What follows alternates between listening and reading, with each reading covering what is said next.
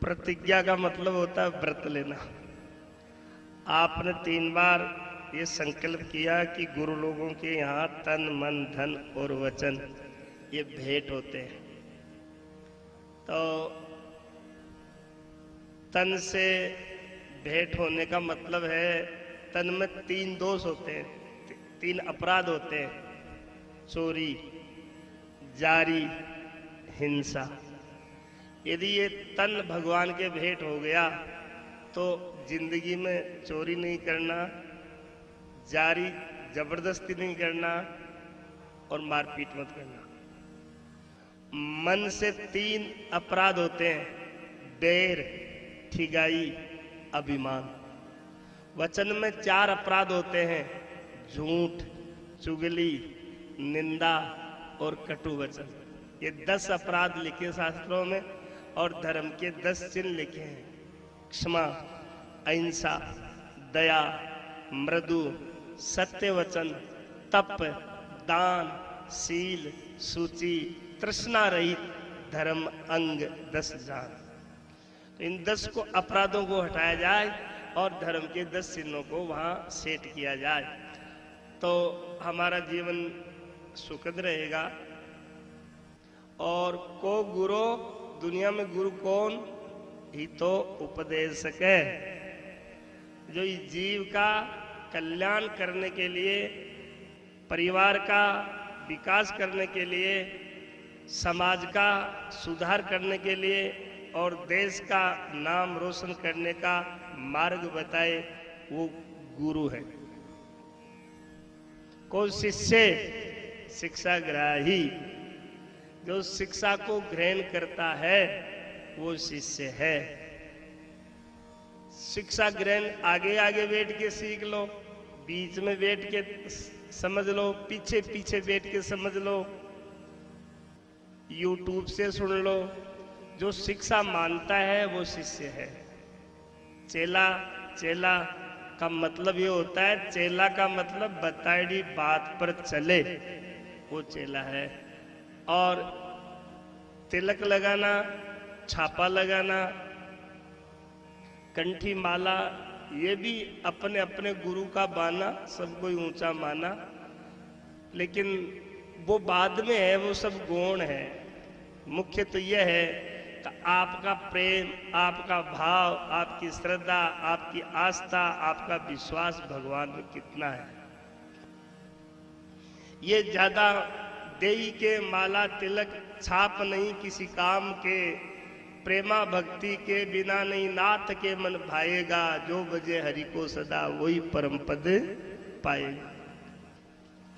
दिल के दर्पण को सफा कर दूर कर अभिमान को, खाक हो गुरु के कदम की तो प्रभु मिल जाएगा, जो बजे हरि को सदा वही परम पद पाएगा। छोड़कर दुनिया के मजे तू बैठ जाए एकांत में, ध्यान धर हरि के चरण का फिर जन्म नहीं आएगा, जो बजे हरि को सदा वही परम पद पाएगा। दृढ़ भरोसा करके मन में हरि नाम सुमर ले, कहता ब्रह्मानंद, ब्रह्मानंद बीच समाएगा, जो बजे हरि को सदा वही परम पद। इसलिए गुरु की शरण में जाने का मतलब है गुरु मार्ग दिखाएंगे, रास्ता दिखाएंगे। जैसे आप कहीं रास्ते में चल रहे हो और बोर्ड पर लिखा है जोबनेर 30 किलोमीटर, तो ये वो बोर्ड, वो मील का पत्थर आपको ये बता रहा है कि आपने कितनी यात्रा कर ली, वो तो आप जानो, लेकिन अब आपको जोबनेर जाना है तो 30 किलोमीटर और चलना ही पड़ेगा। ऐसे ही गुरु आपको मार्ग बताएंगे कि अब तक जिंदगी में कितना सुख दुख पा लिया, वो तो तुम्हारी जानो, लेकिन अब आपको सुखी होना है तो इतना इतना चलना पड़ेगा, इतना करना पड़ेगा। और याद रखना, वो मील का पत्थर मुसाफिर के साथ साथ नहीं चलता है, ऐसे गुरु शिष्य के साथ साथ नहीं फिरेंगे। चलना तो हमको ही पड़ेगा, चलना तो राहीगर को ही पड़ेगा, मील का पत्थर संकेत करेगा। ऐसे ही गुरु केवल एक मार्ग दिखाएगा, चलना हमको पड़ेगा। तो आज इस दीक्षा उपदेश का नाम है समीप, परमात्मा के समीप जाने का। उप प्रधानमंत्री, उप सरपंच, ऐसे उपनाम समीप का है, नजदीक का है।